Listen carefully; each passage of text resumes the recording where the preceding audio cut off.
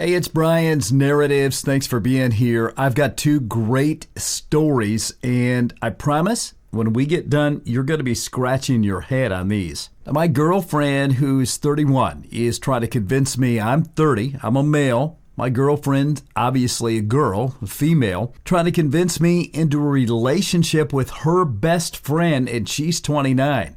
Now, we had a blow up this weekend over it. Should I apologize or even just call it quits? Okay, so my girlfriend is bi and primarily dated women before we met. Now, we're getting pretty serious and talking about getting married. We've dated for over 2 years now, but recently she's been making a lot of jokes that I'm not really into. She has this friend that I get the feeling is just waiting for a hiccup in our relationship to make a move. Now, she's bi and openly makes jokes about being sexual with my girlfriend. I've shared that I don't feel like it, but she jokes that I'm gay for not being into it. Now, maybe I could be into an experience, but honestly, this person just makes me uncomfortable too often. Besides that, she's just not my type sexually, you know what I mean? We've had a long conversation around COVID about she wanting to be referred to he, him. So I do, but 2 years later, he wanted to be referred to as they, them. So I did. Now recently, she circled around back to she and her, which is fine. I don't care, but the whole time she dresses like a guy. Now, for those of you that are unfamiliar,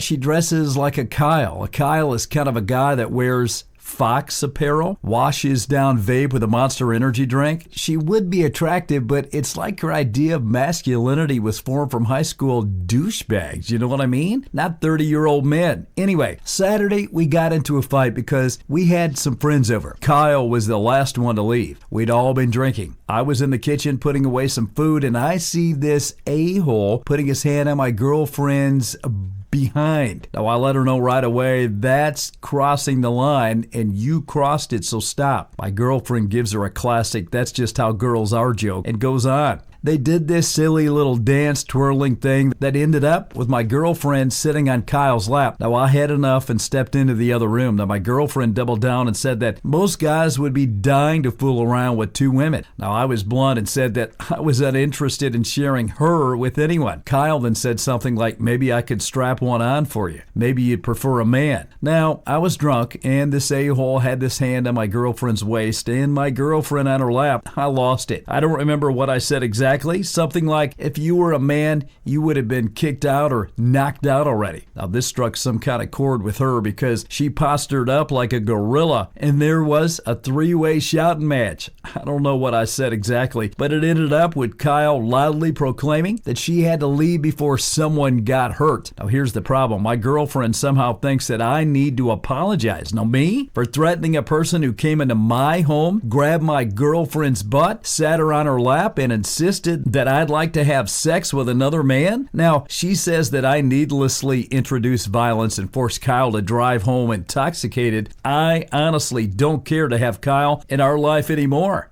I'm not typically the one to die on a hill, but I feel like anything short of digging my heels in is unacceptable. I told her I'd think about it. She's staying at a cousin's house for a few days now because she's mad at me. Now, if it was just one night, I'd get it. But to be honest, it's been several. Saturday was just the tipping point. But honestly, she acts like this is something she can get out of her system. And I think she wants to be bi. And I think a lot of her friends are doing the poly thing, if you know what I mean. It's just not for me. I want one partner with one person. All of her poly friends are in relationships, but they come and go. There's nothing concrete there. She claims to want kids. She claims to want a commitment, but her actions say something else. All right, let me update. She claims she's coming back to pick up things for work. I feel like a conversation is unavoidable at this point. I've taken what I want out of the competent suggestions here and apply the relevant context into the talking points that I want to hit. I may update tomorrow or whenever I feel better, but I don't know if this post was a good or bad idea. I won't reply until I feel like it. I have a big Band-Aid to rip off. Now, let me share some comments before reading another update.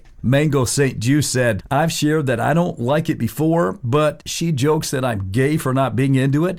This is shaming tactics. And if you know we're not into something and you've already told the people around you, yet they still keep trying to get you to do it, you need to remove them from your life because now they're being disrespectful to your boundaries. Oops. That's what I'm saying, but they've been friends longer than I've been together with her, so she writes it off as they're just a long-running joke, but you can't tell when a thirsty woman is eyeballing your woman. So what blows is that in almost every other way, we click similar interests, similar political beliefs, similar morals. We're both career-driven and stable. Now, our sex life is also good. We both pay attention to each other's needs, but our poly friends have her believing that she can just stay at home, be a mom, sleep around when she feels like it. She's 95% of the way there. It just stinks. Now, Apostle of Moon said this, let's be real here, dude. She consistently, repeatedly does not show any regard for your thoughts, feelings, or boundaries. When prompted, she has done nothing to change an act that she is aware bothers you. If anything, she has increased her participation in that poor behavior. She doesn't seem to care about you when it counts. Now, far from 95%, I hope you find someone who does give a rip about you and your feelings, because she doesn't. And with a friend like this, Kyle person, without significant foundational change, I don't see how you can trust her again, because it's clear she doesn't see a problem with how her friend treats her, and she doesn't care if you do. So good luck with that. All right, so let me give you an update here. I'm just going to go off the bullet points of the conversation because I'm over it. She arrived yesterday with a peace offering from our favorite ice cream shop and wanted to set things aside so we could settle down and catch up on the new episode of Hot D. Now, I told her that I was uncomfortable just eating ice cream and watching TV with a big elephant in the room. I think that she could sense that I was in a different mood than she expected. The talking points were as follows. I mentioned that I feel no need to apologize and referenced that Kyle had never apologized for disrespecting me in my home on all those other occasions, and that the average person would display hostility towards someone who acted the way Kyle acted. Now, her response was that she felt it was a first-time offense and that she had no idea I felt so strongly towards the jokes in the past. I cut her off and told her that she wasn't listening to me if that's how she feels. She stated that I introduced violence and that's what I should be apologizing for. Now, I stood my ground and said that any person who touches another person's spouse sexually in front of them without their consent should understand that they're going to provoke a reaction. Now, given that I actually have boxing experience, I showed a lot of restraint. She made this weird point that because I have boxing experience, I should somehow be more careful about provoking violent situations because that a fight between Kyle and I is a mismatch. Now, which I easily countered with the fact that I didn't provoke the situation. Kyle did, and my girlfriend not seeing that as a problem. Now, she mentioned that it was reckless for me to kick out an intoxicated guest.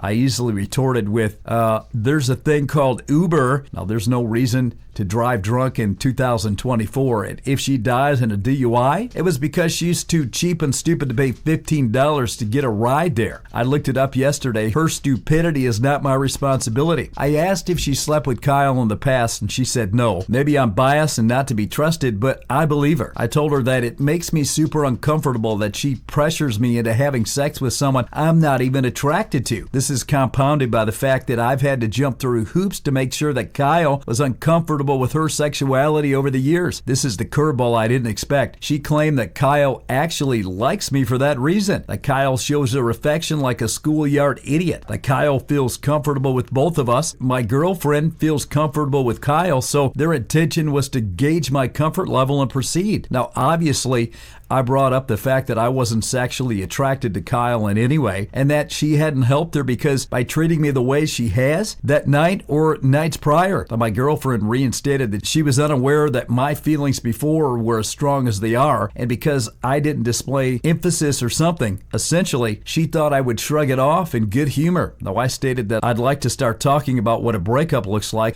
and she was obviously so far from the idea that we were talking about a breakup, I immediately made waterworks. Immediately incoherent and apologetic. I brought up the fact that I'm unsure if she actually believes in our shared goals of marriage, parenthood, and monogamy. She was in hysterics, but essentially couldn't believe that I would come to the conclusion based off one night. I reminded her that it was a pattern of behavior and not just one night. She then backpedaled and said that her polygamous behavior was a part of her life and she wanted to share with me before we were married. She believed that she was presenting it in a way that she thought would be appealing to me. I think that she thinks that I have a porn brain, but I reminded her that I'd showed a lack of interest before and that in my opinion, And this wasn't the first time she pitched fooling around with Kyle. She circled back to insisting the other times were jokes. I told her that if she believes that, she either wasn't listening to me or not taking me seriously. I brought up the fact that it wasn't okay that she called me gay because I didn't want to engage with the idea. I brought up the hypothetical nature of her friend group being so inclusive, but making fun of my sexuality when I didn't want to participate in their games. She was hyper apologetic and didn't understand that it was a problem until I framed it in, had the shoe been on the other foot, it never would have been acceptable.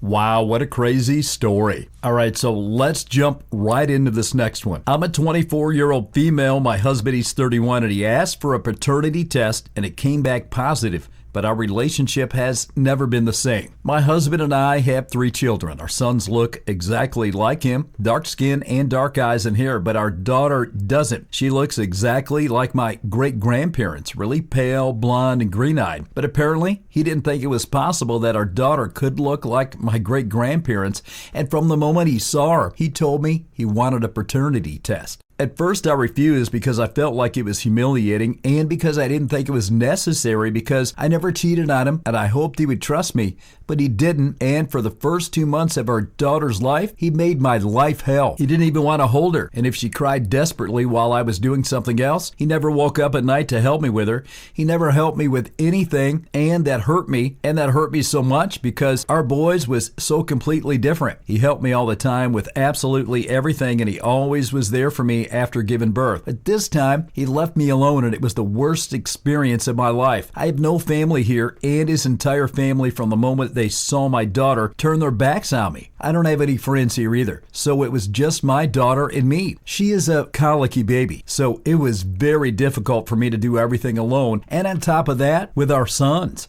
I decided to do a paternity test because one day, his entire family came to our house to celebrate my son's birthday, and no one spoke to me. And they didn't want to include my daughter in the photos that my in-laws took of all the grandchildren. So I knew it was stupid to keep waiting for them to come to their senses. Well, the paternity test came back positive, and everyone was shocked. And of course, they felt guilty for not having believed in me. Everyone apologized, and my husband even cried when he held our daughter in his arms for the first time. And I know that his apologies were genuine, and that's why I forgave him. But I don't know how I can forgive his family. They treated me really bad. I mean bad. And said horrible things about me just a few days after giving birth. And I can't forgive their insults or their violence. My husband knows that I don't want to see his family, nor do I want them near any of our children, and he told his family. So the last 3 months, it has just been the 5 of us, but it doesn't feel as good as I expected. My husband is constantly apologizing and crying every time he holds our daughter, and I'm getting tired of this situation. I want us to all be happy, like we were before. So how can we move on? Now, my husband suggests that we should start couples therapy. How can therapy help us?